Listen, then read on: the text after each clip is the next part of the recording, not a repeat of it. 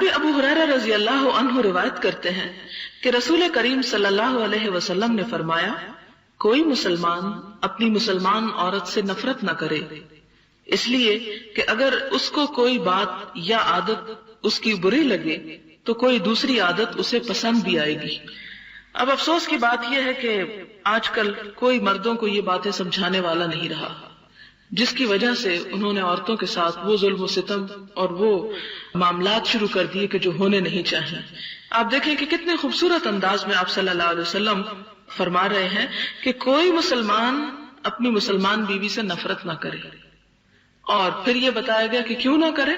اس لیے کہ اگر ایک چیز ناپسند ہے تو ہو سکتا ہے کہ اسی کی دوسری چیز تمہیں پسند ہو، تو گویا پھر باہم اچھی طرح مل جل کر رہنے کا گر کیا ہے کہ انسان دوسرے کی خوبیوں پر نظر رکھے، دوسرے کی بھلائیوں پر نظر رکھے اور برائیوں پر کڑنا چھوڑ دے۔ اس لیے کہ اگر انسان دوسرے کی برائیوں پہ کڑتا ہی چلا جائے تو اس سے کوئی نتیجہ نکل نہیں سکتا، کوئی فائدہ ہو نہیں سکتا، اس لیے کہ صرف کڑنے سے کسی کی برائی دور نہیں ہو سکتی۔ مثال کے طور پر اگر آپ کا بچہ بیمار ہے، شدید بخار میں مبتلا ہے، اور آپ پاس بیٹھ کے رونا شروع کر دیں اور روتے چلے جائیں اور روتے چلے جائیں، تو آپ کے رونے سے اس کا بخار نہیں اترے گا جب تک کہ آپ اس کو کسی ڈاکٹر کے پاس نہیں لے جاتے یا اس کو کوئی دوا نہیں دیتے۔ اسی طرح اگر ہمیں کسی کے بارے میں بھی کوئی شکایت ہے یا کسی سے بھی کوئی ناراضگی ہے تو ہم صرف اپنے دل میں کڑنا شروع کر دیں اور زبان سے اس کو نہ بتائیں یا اس کا کوئی علاج یا بندوبست نہ کریں، سوائے اپنے آپ کو جلانے کڑھانے کے اس کا کوئی بھی نتیجہ نہیں نکلے گا۔ لہٰذا انسان کو یہ چاہیے کہ جہاں پر کسی چیز میں خرابی نظر آئے، تو جیسے کہ ہمیں ایک اور حدیث میں حکم دیا گیا کہ من رآ منکم منکرا فلیغیرہ بیدہ،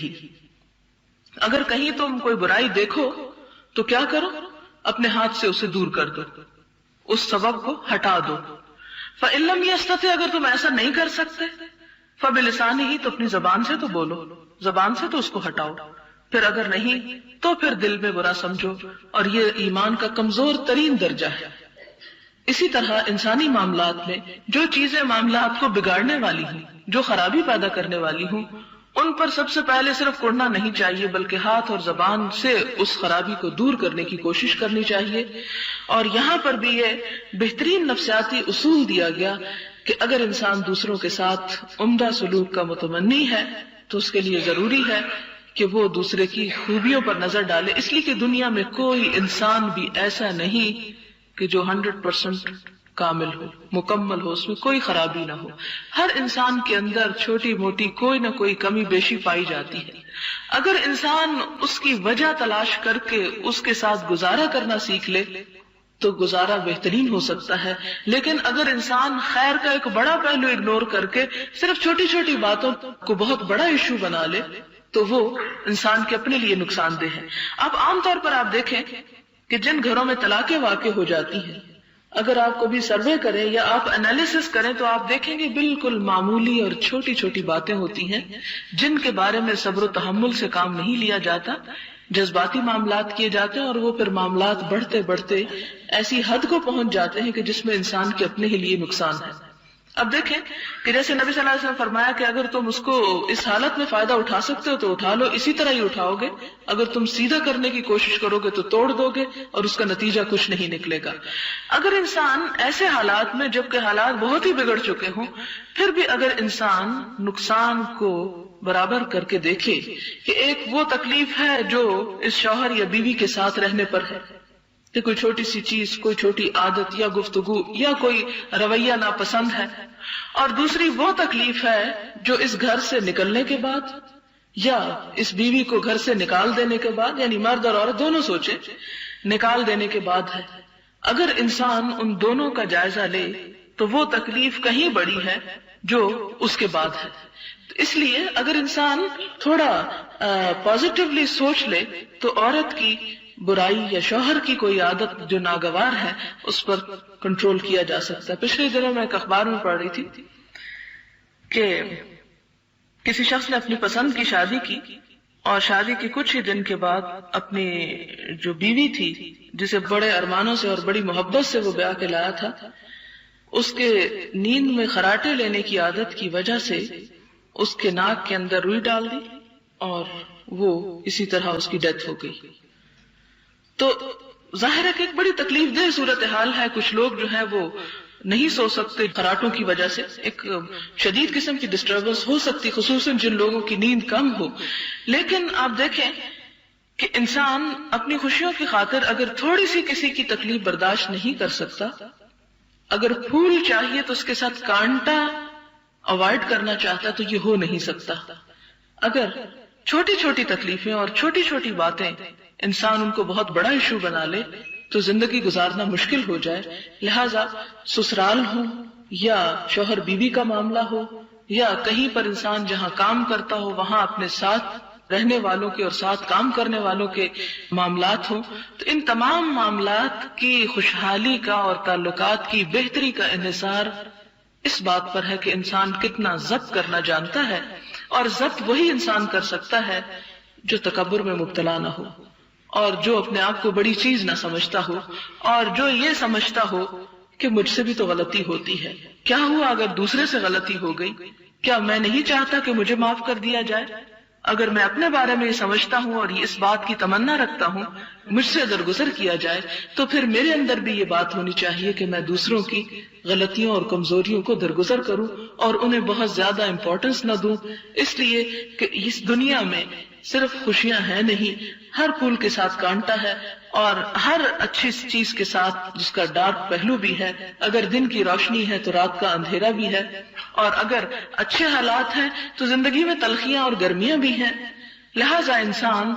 اچھائی کی امید رکھے اور دوسرے پہلو کو زیادہ سے زیادہ نظر انداز کرتا چلا جائے، یہی زندہ رہنے کا گر ہے. اور اگر انسان اس پہلو کو اپنے اوپر غالب کر لیتا ہے جو تکلیف کا ہے تو وہ شخص کہیں بھی دنیا میں چین نہیں پا سکتا. پھر اسی طرح اگلی حدیث ہے کہ جناب عمرو بن احوص جشمی رضی اللہ عنہ راوی ہیں کہ میں نے رسول اللہ صلی اللہ علیہ وسلم کے حجۃ الوداع کے موقع پر اللہ تعالیٰ کی حمد و ثنا اور نصائح اور واعظ کے بعد یہ فرماتے ہوئے سنا، خبردار عورتوں کے ساتھ بھلائی کا انداز اختیار رکھو، اس لیے کہ وہ تمہارے پاس قیدی ہیں اور تم ان سے سوائے اپنے خاص حق کے کسی اور چیز کے مالک نہیں ہو. تمہیں جس چیز کا نکاح کے بعد اختیار دیا گیا ہے وہ صرف ان کی ذات ہے، باقی جو ان کی اپنی چیزیں ہیں یا ان کے اپنے بھی شوق ہیں یا اپنی بھی خواہشات ہیں تو ان سب پر تمہیں مالک نہیں اور مختار نہیں بنایا گیا. ہاں اگر وہ خلاف عصمت و آبرو کوئی حرکت کریں، یعنی بے حیائی کا کوئی کام کریں، تو بطور سزا یہ کر سکتے ہو کہ اپنے بستر سے انہیں دور رکھو اور ہلکی مار بھی مار سکتے ہو مگر ضرب شدید نہیں. پھر وہ تمہاری بات مان لے تو اور کوئی تکلیف نہ دو. یہ سورۃ النساء کی اس آیت کی تفسیر بھی ہے کہ جس میں یہ آتا ہے کہ فَإِذُوهُنَّ فَاهْجُرُوهُنَّ فِي الْمَضَاجِعِ وَاضْرِبُوهُنَّ، کہ اگر تمہیں ان کے نشوز کا ڈر ہو تو نشوز سے مراد پھر کیا ہوا؟ یہ حدیث اس کی وضاحت کرتی ہے کہ بے حیائی کا ارتکاب، کہ اپنے شوہر کے خاص حق میں کسی دوسرے مرد کو شریک کرے. تو ایسی صورت میں مرد کو کیا حکم دیا گیا کہ پہلے تو سمجھائے، نہ سمجھے تو پھر اس سے قطع تعلق ہی کرے، اس پر بھی نہ سمجھے تو پھر تیسرے درجے پہ مار سکتا ہے، لیکن کیسی مار؟ ضرب شدید نہیں. کہ اس کی بھی دو باتیں بتا دی گئی کہ ایسا نہ ہو کہ جس سے جسم کے اوپر کوئی نشان رہ جائے اور ایسا بھی نہ ہو کہ جو چہرے کے اوپر ہو. تو پھر حضرت ابن عباس سے کسی نے پوچھا پھر وہ کیا ہو؟ تو آپ نے کہا جیسے مسواک جیسی چیز سے مارنا. واضح رہے کہ تم کو اگر بیویوں پر کچھ حق ہے تو بیوی کو بھی تم پر حق حاصل ہے. یہ اللہ تعالیٰ نے عورت کے حق کی حفاظت کی اور فرمایا کہ اگر تمہیں حق ہے بیوی پر تو بیوی کا بھی تم پر حق ہے. بیوی پر تمہارا تو حق یہ ہے کہ وہ ان سے ربط و ضبط اور بے تکلفی کا تعلق نہ رکھے جن کو تم ناپسند کرتے ہو. یہ ہے شوہر کا حق بیوی کے اوپر کہ بیوی ان کے ساتھ ایسا تعلق نہ رکھے، یعنی دوسرے مردوں کے ساتھ بے تکلفی کا، یا ایسا تعلق کہ جسے شوہر ناپسند کرتا ہو، جس سے وہ غیرت کھاتا ہو یا جس سے وہ ناگوار سمجھتا ہو، یعنی تمہارے بستر تک ان کو رسائی نہ دیں، یا تمہارے گھر میں تمہارے ناپسندیدہ فرد کو داخل نہ ہونے دیں، یعنی شوہر حاضر ہو یا غائب ہو کسی حال میں بھی، کیونکہ اس سے تعلقات جو ہیں ان کے اندر بگاڑ آتا ہے.